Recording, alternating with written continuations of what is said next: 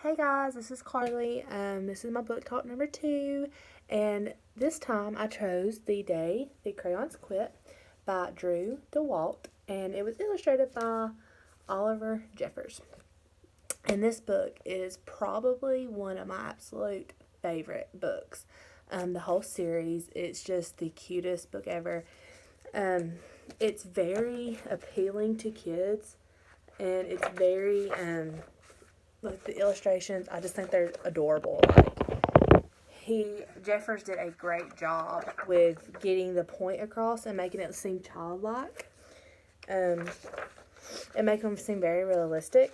And so what it's about is the crayons right here are so sick of being colored the same thing over and over and over.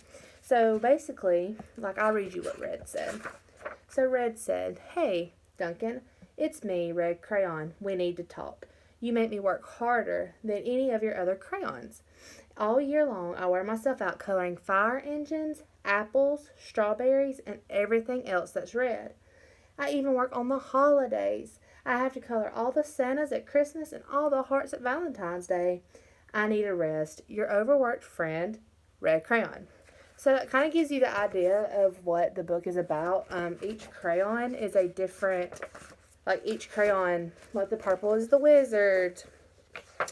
The beige is tired of being skin color or leaves. And the gray thinks that he just has to do so much because of he has to color the bigger things, like the bigger animals. The white feels unappreciated. And the black feels, what did the black feel?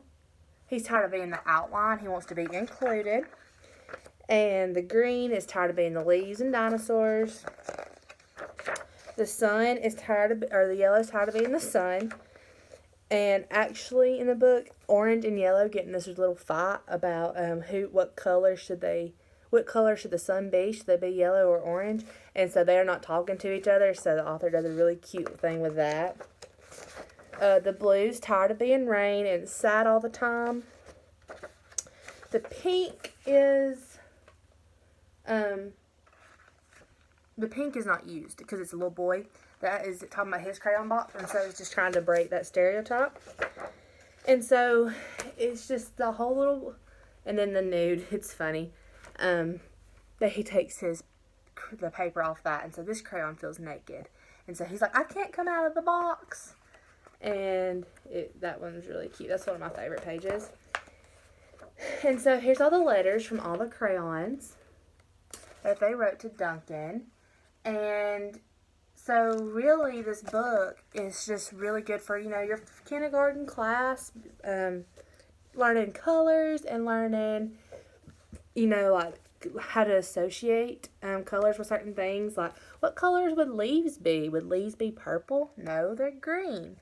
And so while, yes, they are tired in the book of being the same thing over and over and over, it also is a good way to instill, like, we color the leaves green and we color the sky blue because that's realistic. And so giving kids, like, that sense of real. And if it was my classroom, how I would use this is I would use this for English language learners because I think this could be a really good way to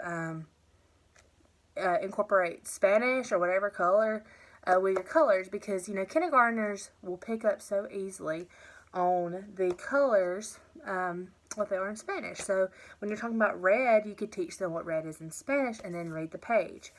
And there's also, like, a lot of words that you could also use if you didn't want to just do colors. There's a lot of, like, simple words in Spanish that you could also, like, use as vocab, like Spanish vocab in there. And so when you're reading the book, instead of reading it in English, you could read it in Spanish to help really get the point across.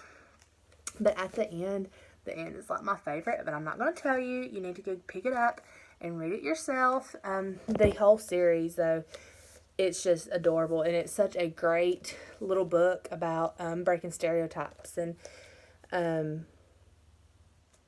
just being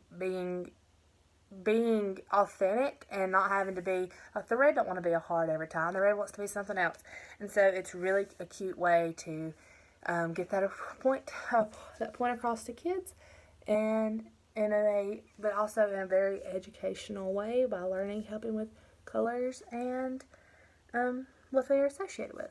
So